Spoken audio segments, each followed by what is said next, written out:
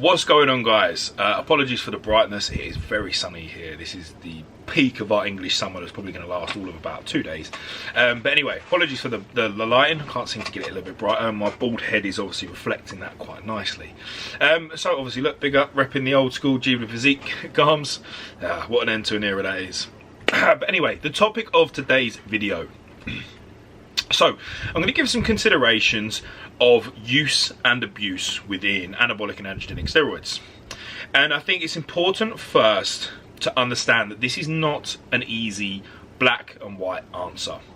Sadly, this is one of those conversations with a lot of things in life and a lot of things within our sport, within physique development, within bodybuilding, that actually it is more grey.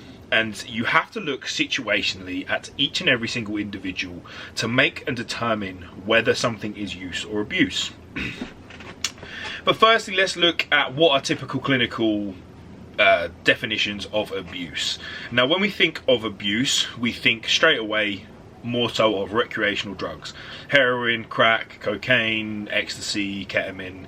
Your typical recreational usage drugs. So, drugs like this are specifically driving a physical and very acute intoxication, right? So they're driving some kind of psychoactive stimulation within the brain that's leading to a positive and or negative reaction in our feedback loop within the brain's reward systems, right? So it's driving that inherent need to want more.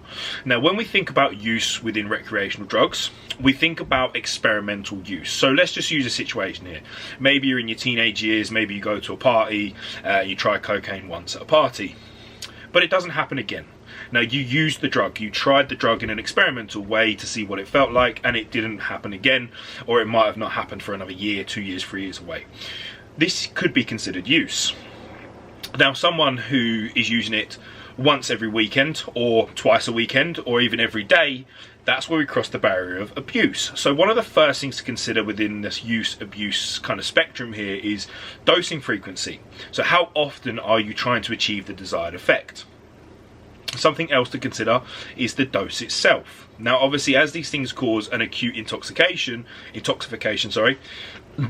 it's very normal for people that are abusing a substance to chase the effect, to try and increase that psychoactive effect that it has on the brain from the specific drug they're using, and of course inherently try and chase a further degree of that effect, or a larger amount of that effect, or a longer lasting time within that effect. So you end up seeing people using a lot more frequently and a lot larger dosing. What may start off as a cheeky half gram at a party when you're 17 could quickly turn into an 8-ball getting sunk on a Friday, Saturday and Sunday night every single day of the week. So you can quite clearly see that abuse and use comes down to a situational aspect of dosing frequency and dose itself, and more specifically to drugs that drive up acute intoxication and interact with our brain's reward system and that feedback loop. So when we think about anabolic and androgenic steroids, they're a little bit different than those typical recreation drugs, in being so that they don't drive up an acute intoxication in the brain or work on our brain's reward system in a similar way that recreational drugs do. That's not to say that they don't have any interaction. And sadly, there's very limited clinical data to support that anabolic and androgenic steroids are quote-unquote physically addictive, so carrying those same traits as recreational drugs do. So, the issue that we see with anabolic and androgenic steroids doesn't come from a physical dependence, it comes from a psychological dependence. Now, they are two very separate things. The physical dependence is your body requiring the drug. The psychological dependence is you feeling like you need the drug because of fear of something else. So in this situation, the psychological addiction to anabolic and androgenic steroids would come, say, in instance, we like to give context and a quantifiable thing here. Let's just say you're an ex-competitor, you finished your bodybuilding career. Now, what you should be doing is, now that you don't need to use performance enhancements for the goal of the competitive goal of achieving whatever goals you set within your competitive career, you should be dropping down to TRT or coming off, because you don't need them. They're not sufficing any perpetual goal. They're not complementing your life in any way. Now, this is where we see that psychological dependence, because of the fear of seeing your body return back to its prior physiological state, right back to quote unquote what a normal human being would look like. So this is where we see that addictive trait kind of become present. But again, like I said, it's not a physical dependence. This is a psychological dependence, which is very, very different. And in clinical practice, if you was going through, say, like a therapy for addiction, the approaches would be very different. You'd have to wean yourself off of a physical addiction very slowly, whereas a psychological addiction would need more interactions from therapy sessions in a vocal setting to kind of pick apart where this issue is coming from and try and resolve it that way. Because again, like I said, the body's not physically craving this as a dependence thing, and you're not going to get withdrawal symptoms, physical withdrawal symptoms like shivers, cold sweats, feeling ill, immune system downregulation like you would from, say, using heroin.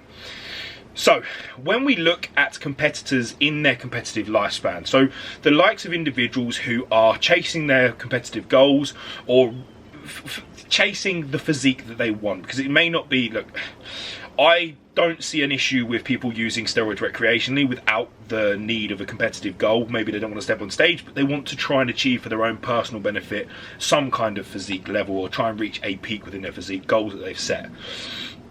But let's think primarily about competitive athletes. During your career competing, there is going to be a very difference in amount of drugs used at the start of your competitive timeline. Say when you're an amateur trying to win competitions or even compete in your first competition, as there is as an Olympian who's competing at the top tier level of the world. So, is there a line of amounts of gear use that we could define as abuse? Sadly, no. This is where we see that black and white, grey in the middle area make itself most present. So if we look at an Olympian, let's say they're working somewhere between the 20 milligram and 30 milligram per kilogram scale. I'm going to use the milligram per kilogram scale because it's an ease of number to help you quantify what I'm trying to say. So let's say an Olympian is working somewhere between 20 and 30 milligram per kilogram. Now that is not abuse for them because of the standard that they are trying to compete at and the level of physique they are trying to attain and have to maintain to be at that top tier, top 10% of the entire population. If we was to put the same cycle design drug load into someone trying to compete at their first competition, that most definitely crosses the line of use into abuse. So it is very situational. And sadly, we cannot put down parameters in place to say that you are crossing use or abuse. You have to look at the individual specifically and say, right, what are they trying to achieve? Are they chasing a pro card? Right, well, they're inherently going to require or utilize or be more willing to take more risk for the larger reward here. So is it still abuse or is it still use?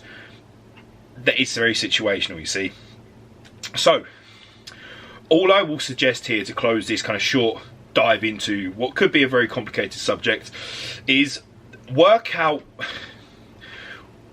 what the goal is you're trying to achieve and try and realistically understand how much or what you have to do to achieve said goal.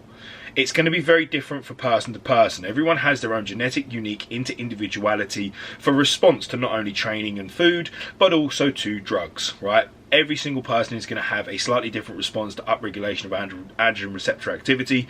Everyone's going to have their own genetically unique ability to convert testosterone into free testosterone, estrogen, DHT. So what one person in the amateur league may need to do to turn pro is not going to be the same as another person who's trying to turn pro. Someone might be able to flump in it, do their first cycle, all of a sudden blow up and be more or less pro ready, whereas the other guy may have been chasing it for quite a long time, 2, 3, 4, 5, 10 years, and progressively been using more and more enhancements as they progressed to achieve the same goal, right? So it's very, very much a blurred grey bubble here in the middle. So when it comes to looking at abuse and use of anabolic and androgenic steroids, make sure you're looking at the goal at hand and weighing up whether what you actually need to do or what you're actually doing currently is intuitive towards the goal or whether it is overkill. And sadly, you're going to have to outreach to other well-informed voices within the industry, top-tier coaches, good education, good educators, to kind of get a bit of perspective on what you are doing, instead of just trying to sit there and work it out yourself. So guys, to kind of close this off a little bit, when we're thinking about use and abuse, there is very little clinical data to back that anabolic and androgenic steroids carry that typical physical acute intoxication and reaction with our brain's mechanistic reward loop.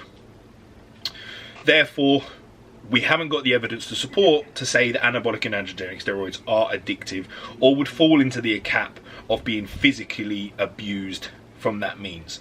However, psychologically, the addictive personality traits that come from trying to come off of steroids are quite clear, they are quite present, despite there being a lack of physical data to support it, and therefore it should be approached in a similar way, that it is something that can be abused and can be somewhat addictive, just via a different mechanism or a different mean. And so I'll leave it for you guys to have your own thoughts. I'm always more than interested to hear what you guys have to say in the comment section. And of course, you can always reach out to me via DM or booking consultations with myself through Flex Success to even discuss this matter if you wanted to actually take a look through your own stat design to see if realistically where you are and what you're doing is use contextually towards the goal, or massively overkill, considerably abuse, and driving up a lot more negative interactions and feedback than you would actually desire. But anyway guys, that is it from me today.